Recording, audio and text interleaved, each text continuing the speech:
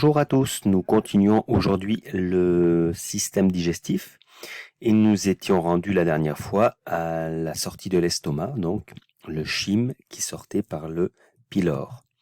On va se rappeler rapidement que le système digestif a quelques fonctions. Donc la fonction de digestion, la fonction d'absorption et la fonction d'excrétion. Pour l'instant, dans la première partie, nous n'avons vu qu'une partie de la section digestion.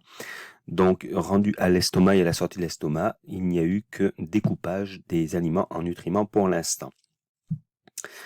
Alors, nous sommes dans la sortie de l'estomac, donc au niveau du pylore. Et bien, lorsque le pylore va s'ouvrir, le chyme, on va se rappeler que ça s'appelle le chyme, le liquide qui sort, va rentrer dans l'intestin grêle. L'intestin grêle est divisé en 3 grandes sections. Donc, la première section à la sortie de l'estomac qui fait la lettre C ici, comme ça, on l'appelle le duodénum. Ensuite, on a un long tube replié de 6-7 mètres de long ici, qu'on appelle le jéjunum, au milieu ici de l'abdomen. Puis la fin, qui va se connecter au gros intestin qu'on voit ici.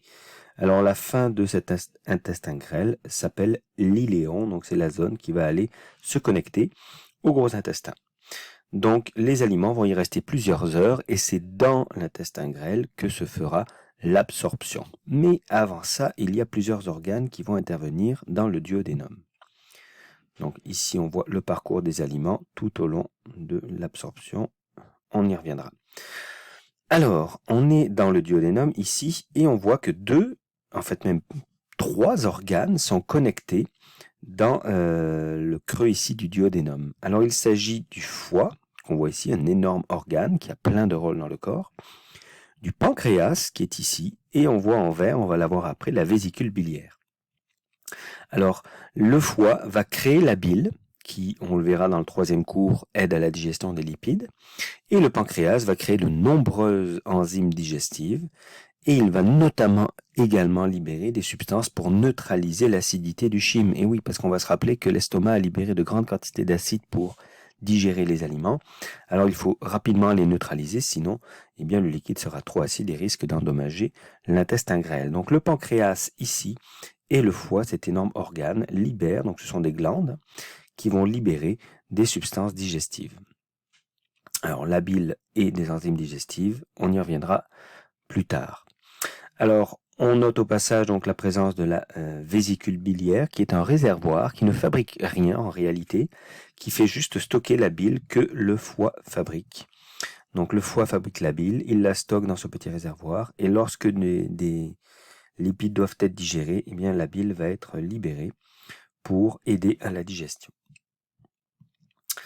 Alors, une maladie du foie relativement connue est la cirrhose, donc elle est liée à la destruction, pas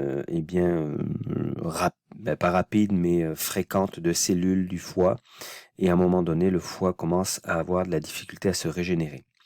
Donc la cirrhose, évidemment, la consommation d'alcool est un facteur de dégradation du foie, mais le virus de l'hépatite également, certains médicaments aussi. On passe rapidement également sur la présence de petites roches à l'intérieur de la vésicule biliaire. On les appelle des calculs biliaires. Alors, ils sont assez fréquents et peuvent entraîner des douleurs dans l'estomac, dans l'abdomen. Alors, le pancréas, ici, on le voit. Donc, on a déjà parlé du pancréas. Il joue un rôle très important dans la gestion de la glycémie, donc dans la libération de l'insuline notamment. Eh bien, le pancréas travaille également à la digestion. Donc, il libère des enzymes digestives. On appelle ça la substance chimique qui libère le suc pancréatique. Et ces enzymes sont libérées dans le duodénum également. Et comme on l'a dit précédemment, il faut aussi et surtout neutraliser l'acidité, car le chyme sort relativement acide. Donc, c'est également le pancréas qui va s'en occuper. Alors, le pancréas est un organe qui, comme les autres, peut malheureusement avoir des cellules qui deviennent cancéreuses. Donc, c'est un cancer relativement grave, difficile à détecter et qui évolue assez vite. Alors, une fois qu'on est sorti du duodénum, on se retrouve dans le jéjunum, ici, dans ce repli. Donc, le tube est replié sur lui-même, sur plusieurs mètres de long. Et tout au long du parcours, eh bien, des petites glandes sont intégrées au parcours. Et ce sont des glandes intestinales qui vont libérer les dernières enzymes nécessaires à la digestion. Nous y reviendrons dans le dernier cours.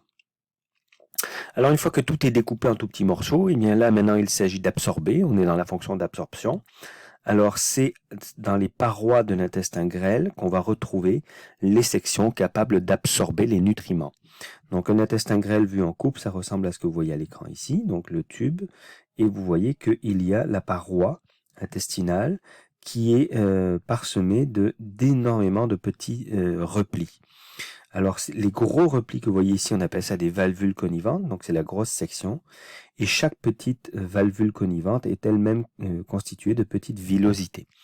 Donc vous voyez, ça fait une immense surface de contact, ça augmente l'efficacité de l'absorption.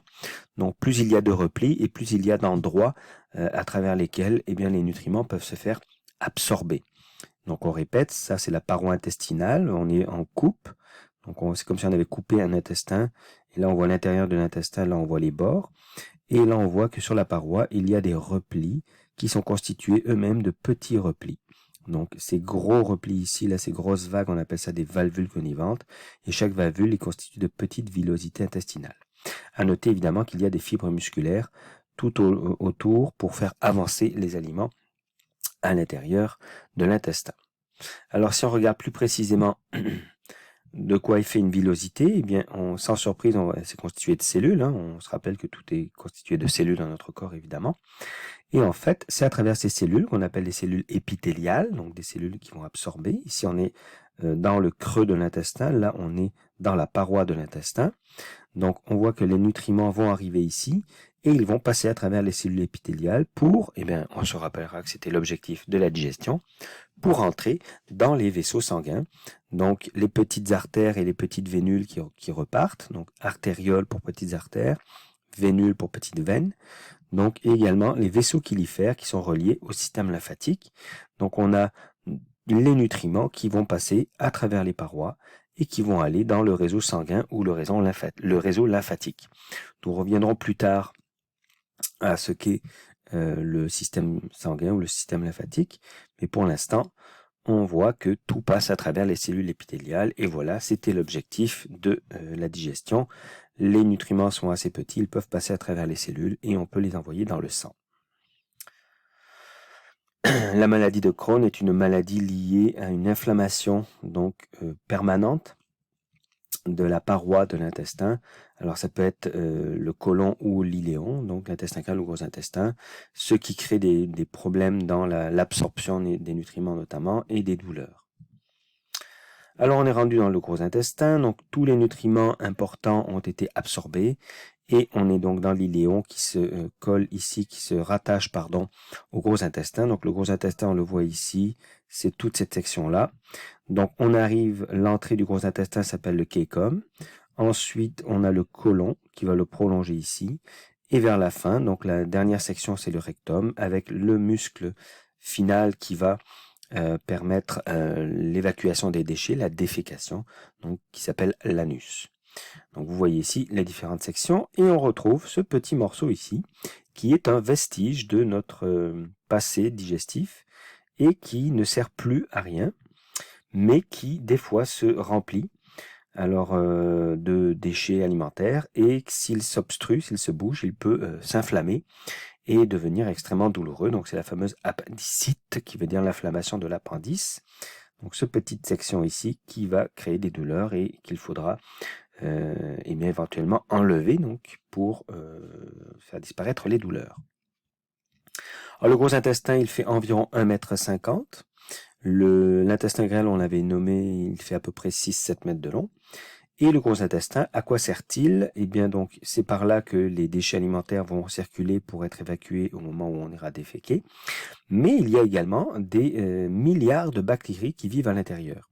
Et ces bactéries ont un rôle important. Elles nous permettent notamment d'absorber l'eau qui reste de la digestion. Donc, tout cela était liquide, et comme l'eau est intéressante et importante, eh bien, c'est à ce moment-là qu'elle est absorbée. Et également, eh bien, il va y avoir fabrication par les bactéries qui forment la flore intestinale, eh bien, de certaines vitamines qui seront absorbées également. Donc les bactéries qui vivent à l'intérieur nous aident à créer des vitamines importantes et nous aident également à absorber l'eau. Donc elles sont importantes et grâce à elles, on peut terminer la digestion. une des problématiques qu'on peut retrouver sur ces bactéries, si elles sont abîmées ou infectées par des virus ou en compétition avec d'autres bactéries, elles peuvent gêner la réabsorption de l'eau, l'absorption de l'eau. Et à ce moment-là, eh bien, les matières fécales vont rester liquides, tout simplement. C'est ce qu'on appelle la diarrhée. Voilà pour ce deuxième cours sur le système digestif.